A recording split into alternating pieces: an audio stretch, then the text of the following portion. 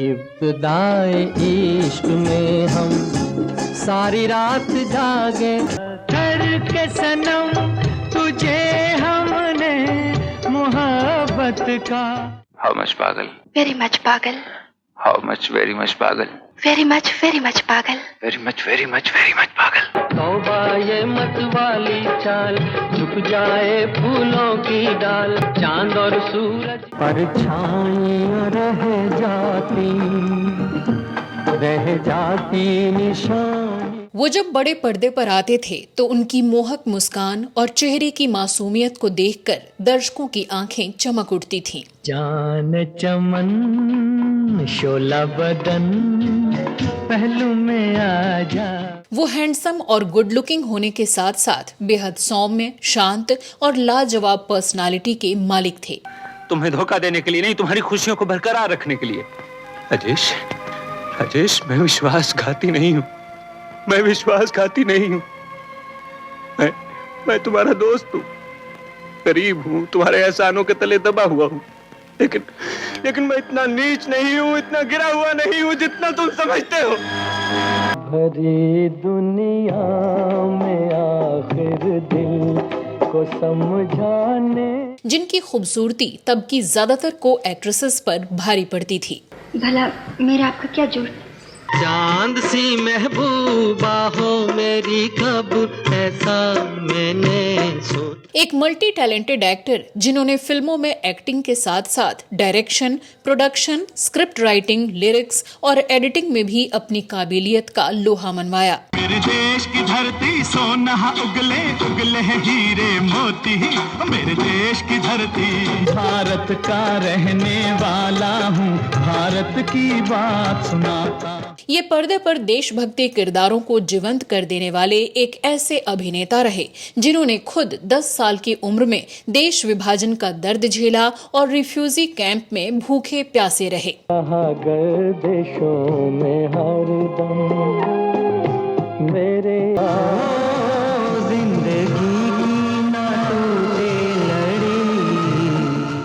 लेकिन क्या आप जानते हैं कि दर्जनों देशभक्ति फिल्में बनाने वाले इस महान अभिनेता की बनाई एक भक्ति फिल्म ही इनके करियर के खात्मे की वजह बन गई और इनके फैंस बेहद नाराज हो गए। पवन पुत्र जय श्री राम।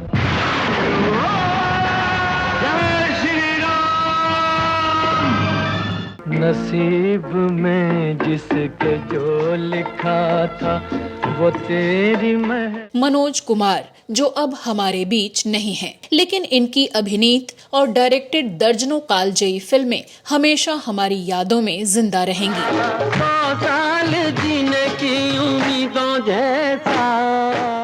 नमस्कार दोस्तों, मैं हूं श्वेता जया और आप देख रहे हैं फिल्मी बातें। दोस्तों, आज के अपने शो में हम बात कर रहे हैं हिंदी फिल्मों के गोल्डन एरा के जाने माने एक्टर मनोज कुमार की, जिन्होंने हाल ही में इस दुनिया को अलविदा कह दिया। तो आज हम आपको बताएंगे इनकी जिंदगी से जुड़ी तमाम अनसुनी दास्तान। प्यार हो जाए तो फिर प्यार का इजहार। मनोज कुमार का जन्म 24 जुलाई 1937 को अविभाजित भारत के शहर एबटाबाद में हुआ था, जो कि अब पाकिस्तान में पड़ता है। इनके पिता का नाम H.L. गोस्वामी था, जो एक बिजनेसमैन थे और फैक्ट्री में मैनेजर भी रहे। वो एक शायर भी थे जिनका लिखा कलाम सिमरन काफी चर्चित हुआ था। उसके लिए उन्हें महाराष्ट्र उर्दू अकादमी की ओर से अवार्ड भी मिला था। मनोज की मां का नाम कृष्णा कुमारी था। बचपन में मनोज कुमार का नाम हरि किशन गिरी गोस्वामी रखा गया। जब ये 10 साल के थे तो भारत का बंटवारा हो गया और इनके भरे पूरे परिवार को अपना घर बार छोड़कर दिल्ली आना पड़ा। लेकिन यहाँ आने के बाद इस परिवार के पास न खाने की रोटी थी, न सिर छुपाने को छत, बल्कि हर तरफ बस त्रासदी, चीख पुकार और दहशत का माहौल था। तब इनकी मां गर्भवती थी, जिन्होंने यहीं के एक सरकारी अस्पताल में एक बच्चे को जन्म दिया। लेकिन सही पोषण और सही इलाज ना मिल पाने की वजह से उस बच्चे की मौत हो गई और 10 साल के हरिकिशन के दिलो दिमाग पर भाई की इस मौत ने काफी गहरा असर डाला। जिस देश का बचपन भूखा हो। दिल्ली में इनका परिवार विजयनगर किंग्सवे कैंप में रिफ्यूजी के रूप में महीनों रहता रहा, लेकिन फिर इनके पिता को एक फैक्ट्री में सुपरवाइजर के तौर पर काम मिल गया और ये लोग नई दिल्ली के पुराने राजेंद्र नगर इलाके में बस गए। यहाँ पर हरि किशन की छोटी बहन ललिता और राजीव का जन्म हुआ। धीरे धीरे जिंदगी पटरी पर लौटने लगी और यहीं पर इनकी स्कूलिंग शुरू हुई।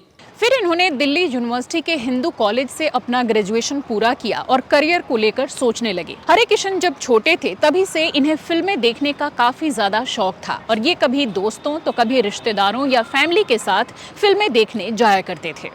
इसी दौरान इन्होंने साल 1947 में दिलीप कुमार की फिल्म जुगनू, 1948 की फिल्म शहीद और 1949 की फिल्म शबनम देखी। इसमें दिलीप कुमार के किरदार का नाम मनोज कुमार था, जिससे हरि किशन इतने इंस्पायर हुए कि फिल्मों में काम करने और यही नाम रखने का फैसला कर लिया। मनोज कुमार की बुआ के एक बेटे थे लेखराज भाकरी, जो तब के फेमस डायरेक्टर और राइटर हुआ करते थे। मनोज की उनसे खूब जमती थी, तो जब वो एक बार दिल्ली आए तो इन्होंने उन्हें अपने दिल की बात बताई। भाकरी ने सपोर्ट किया और फिर 1956 में मनोज मुंबई पहुंच गए। लेखराज भाकरी ने ही इन्हें शुरू में अपनी कुछ फिल्मों में छोटे मोटे रोल दिलाए और कहा कि पहले काम को समझो। बहुत गालियां खाई, बहुत जलील किया लोगों ने, सब कुछ बर्दाश्त किया, करना पड़ता। फिर उन्हीं की मदद से साल 1957 में मनोज कुमार का करियर फिल्म फैशन में शुरू हुआ, जिसमें 20-21 साल के मनोज ने एक 80 साल के बुजुर्ग शख्स का किरदार निभाया। फिर कुछ और फिल्मों में भी स्मॉल कैरेक्टर किए और लीड रोल की कोशिश में लगे रहे। फिर इन्हें मुख्य नायक के तौर पर 1961 में पहली फिल्म मिली, हरनाम सिंह रवैल डायरेक्टेड कांच की गुड़िया, जिससे एक अभिनेता के तौर पर मनोज की फिल्मों में एंट्री हो गई। हालांकि ये फिल्म फ्लॉप रही और इसके बाद आई कुछ और फिल्में भी नहीं चल सकीं। तूने मोहब्बत से मेरा दिल भर दिया, अपना बनाने वाले तेरा शुक्रिया। लेकिन मनोज कुमार के अभिनय का सितारा चमका साल 1962 में, जब फिल्म मेकर विजय भट्ट ने इन्हें अपनी फिल्म हरियाली और रास्ता में लीड रोल में कास्ट किया। जीवन के दो पहलू हैं, हरियाली और रास्ता। फिर इनको धीरे धीरे कई अच्छी फिल्में भी मिलने लगी। इनमें साल 1964 में राज खोसला डायरेक्टेड वो कौन थी हिट रही, जो एक मिस्ट्री थ्रिलर फिल्म थी। कांटा नहीं नासूर, जिसका कोई इलाज नहीं। आखिर मैंने इतना बड़ा क्या कसूर किया है? कसूर तो मैंने किया है, जो हर जगह तुम्हें देखता फिर रहा था, बार बार तुम्हारी नजरों के सामने आ रहा था। जिंदगी की बहुत बड़ी कमी को पूरा करने के लिए तुमसे शादी कर बैठा। जीती जागती दुनिया में मुझे खूबसूरती नजर नहीं आती थी, इसलिए मुर्दों की बस्ती से जाके एक जिंदा लाश उठा लाया। तो वहीं 1965 में एक और थ्रिलर फिल्म गुमनाम को भी खूब पसंद किया गया।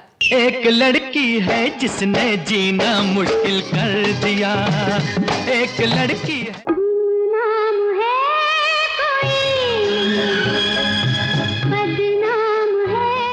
1965 में ही हिमालय की गोद में रिलीज हुई, जिसमें इनके किरदार की काफी तारीफ हुई। मैं तो एक ख्वाब हूँ, इस ख्वाब से तू प्यार, चांद सी महबूबा हो मेरी, कब ऐसा मैंने सोचा। वहीं इसी साल की फिल्म शहीद में इन्होंने शहीद आजम भगत सिंह का किरदार निभाया, जिसे दर्शकों का भरपूर प्यार मिला और इसी से इनकी छवि एक देशभक्त के रूप में बननी शुरू हो गई। मेरा रंग दे बसंती चोला, मेरा रंग दे, ओ मेरा रंग दे बसंती चोला। साल 1966 की इनकी फिल्म दो बदन भी चर्चा में रही, जिसके गाने सुपरहिट साबित हुए। नसीब में जिसके जो लिखा था वो तेरी महफिल में। साल 1967 में इनकी 3 फिल्में आईं, जिनमें पहली थी पत्थर के सनम। इसके गाने सुपरहिट रहे। पत्थर के सनम तुझे हमने मोहब्बत का, तौबा ये मत वाली चाल, झुक जाए फूलों की डाल, चांद और सूरज। महबूब मेरे, महबूब मेरे,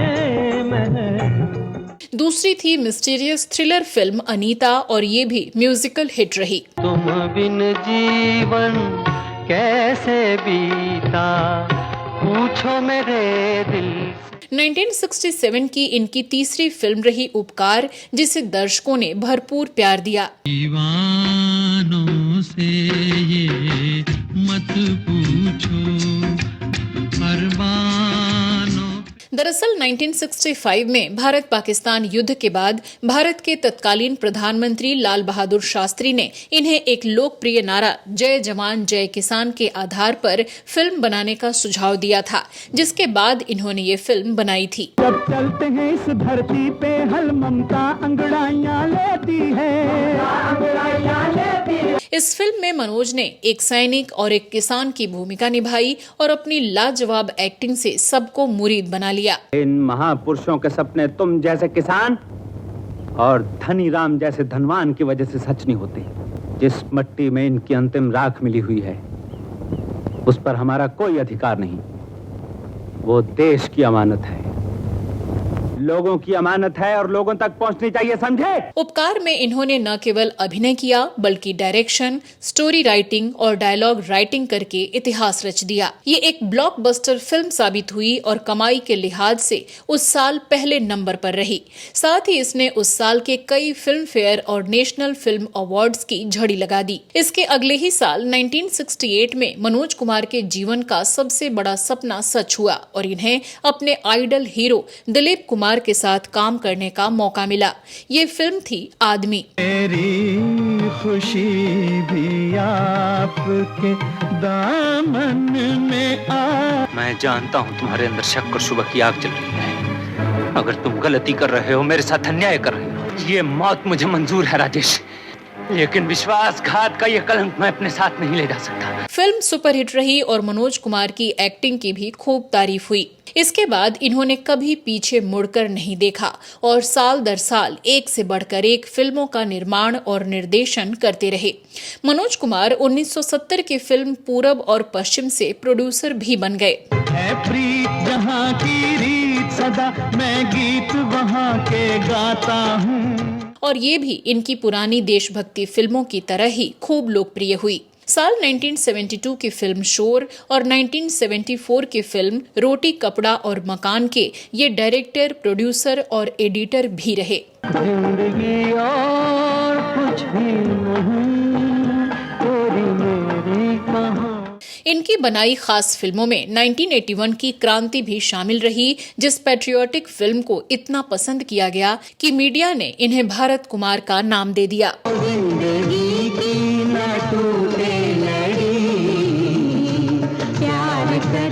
इस दौरान मनोज कुमार ने दूसरे फिल्म मेकर्स के साथ भी काम करना जारी रखा और 1970 में यादगार, 1972 में बेईमान, 1975 में सन्यासी और 1976 में 10 नंबरी जैसी कामयाब फिल्मों में काम किया।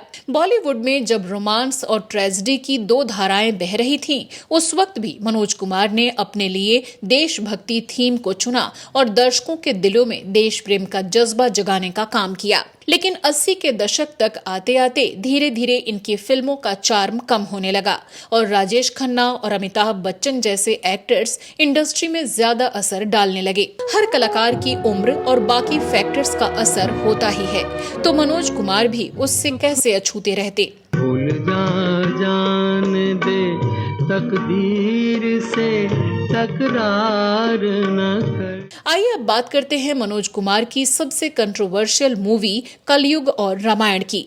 मनोज कुमार ने इस फिल्म में रामायण की कहानी को मॉडर्न जमाने के पर्सपेक्टिव से पेश करने की कोशिश की। 1987 में रिलीज हुई इस फिल्म में मनोज कुमार अपने भाई राजीव गोस्वामी और एक्ट्रेस माधवी के साथ नजर आए, जिसका निर्माण इनकी पत्नी शशि गोस्वामी ने किया था। फिल्म में मनोज कुमार राम भक्त हनुमान बने थे, जो धरती पर दशरथ नाम के ऐसे पिता से मिलने आते हैं जो अपनी पत्नी और मॉडर्न बेटे बहू से परेशान है। हनुमान कैसे उन परेशानियों को सुलझाने में मदद करते हैं, फिल्म की कहानी इसी पर आधारित थी। ये फिल्म बॉक्स ऑफिस पर फ्लॉप साबित हुई और क्रिटिक्स ने भी इसे सिरे से नकार दिया। इसमें राम और सीता को कलयुगी अवतारों में दिखाया गया था, जिसे दर्शकों ने काफी नापसंद किया और इसके खिलाफ काफी ज्यादा प्रदर्शन भी किए गए।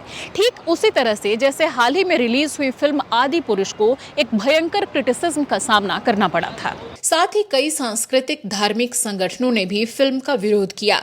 फिल्म के एक गाने कलयुग की सीता में हीरोइन के बिकनी वाले सीन से नाराज लोगों ने अमृतसर में इस इसके कैसेट्स तक जला डाले और कहा जाने लगा कि इस फिल्म से लोगों की धार्मिक भावनाएं आहत हुई हैं। इसके बाद मनोज कुमार के करियर का ग्राफ तेजी से लुढ़का और दर्शकों ने फिर कभी इनकी किसी और फिल्म को पहले की तरह प्यार नहीं दिया। वहीं कुछ लोगों का मानना था कि मनोज कुमार इस फिल्म से भी दर्शकों को समाज की बुराइयों का आईना दिखाना चाहते थे। उनका मकसद बुरा नहीं था, लेकिन उसे पर्दे पर पेश करने के तरीके ने दर्शकों को नाराज कर दिया। इसके बाद मनोज कुमार साल 1995 में मैदाने जंग फिल्म में आखिरी बार नजर आए। वहीं डायरेक्टर के तौर पर इन्होंने अंतिम फिल्म बनाई साल 1999 की जय हिंद, लेकिन ये भी चली नहीं। मनोज कुमार की पर्सनल लाइफ की बात करें तो कॉलेज के दिनों से ही इनकी दोस्त रही शशि ही इनकी जीवन संगिनी बनी। लंबे समय तक ये दोनों एक दूसरे के साथ दोस्त रहे और उसके बाद इनकी शादी हुई। इस कपल के 2 बेटे हुए, कुणाल और विशाल। कुणाल ने भी फिल्मों में ही करियर बनाने की कोशिश की और तब की सुपरस्टार रही श्रीदेवी के साथ भी लीड रोल में नजर आए, लेकिन किस्मत ने ज्यादा साथ नहीं दिया और फिल्मों में ये करियर नहीं बना सके। बता दें कि कुणाल गोस्वामी अब दिल्ली में कैटरिंग का बिजनेस करते हैं। वहीं इनके दूसरे बेटे विशाल ने सिंगर बनने की कोशिश की और कुछ फिल्मों में गाने गाए। साथ ही उन्होंने 1992 में सुराही नाम की एक गजल एल्बम भी निकाली, लेकिन उन्हें भी कामयाबी नहीं मिल सकी। मनोज कुमार ने अपने छोटे भाई राजीव गोस्वामी को भी 1983 की फिल्म पेंटर बाबू से लॉन्च किया था, लेकिन उनका करियर भी अपलिफ्ट नहीं हो सका। मनोज कुमार की बहन ललिता गोस्वामी लाइमलाइट से दूर ही रहती हैं। दोस्तों, मनोज कुमार को बेस्ट एक्टर, डायरेक्टर और राइटर के 7 फिल्म फेयर और दूसरे कई अवार्ड्स के साथ साथ 1992 में पद्मश्री और 2015 में दादा साहब फाल्के जैसे प्रेस्टीजियस सम्मानों से भी नवाजा गया, जिसके ये वास्तविक हकदार थे। फिल्म जगत में मनोज कुमार की पहचान एक डाउन टू अर्थ, देशभक्त, मेहनती और संवेदनशील कलाकार की रही, जिनकी पूरी जिंदगी सिनेमा के ही नाम रही। बढ़ती उम्र के साथ मनोज कुमार को कुछ हेल्थ प्रॉब्लम्स भी सामने आने लगी और डीकम्पेंसेटेड लीवर सिरोसिस की वजह से इन्हें 21 फरवरी 2025 को मुंबई के कोकिलाबेन अस्पताल में एडमिट कराया गया, लेकिन तबीयत नहीं सुधरी और शुक्रवार 4 अप्रैल 2025 की सुबह 87 साल की उम्र में इन्होंने आखिरी सांसें ली। इनके निधन की जानकारी इनके बेटे कुणाल गोस्वामी ने मीडिया को दी। मनोज कुमार के निधन पर देश के प्रधानमंत्री नरेंद्र मोदी से लेकर तमाम बड़े दिग्गजों ने भी शोक जताया और इसे इंडियन सिनेमा के लिए भारी क्षति बताई। इनके निधन के बाद दिन भर कई सेलिब्रिटी और फिल्मी दुनिया के कलाकारों के रिएक्शन और सोशल मीडिया पोस्ट सामने आते रहे। दोस्तों, मनोज कुमार ने फिल्म मेकिंग के क्षेत्र में एक टेक्स्ट बुक के तौर पर अपनी पहचान बनाई। ये एक मल्टी टैलेंटेड आर्टिस्ट रहे, जिन्होंने बिल्कुल जीरो से शुरुआत करके आसमान की बुलंदियों पर आशियाना बनाया और फिल्मों के इतिहास में स्वर्ण अक्षरों में अपना नाम दर्ज करा लिया। तो ये थी कहानी जानी मानी शख्सियत और एक महान कलाकार मनोज कुमार की। ऐसी महान शख्सियत को दिल की गहराइयों से भावपूर्ण श्रद्धांजलि।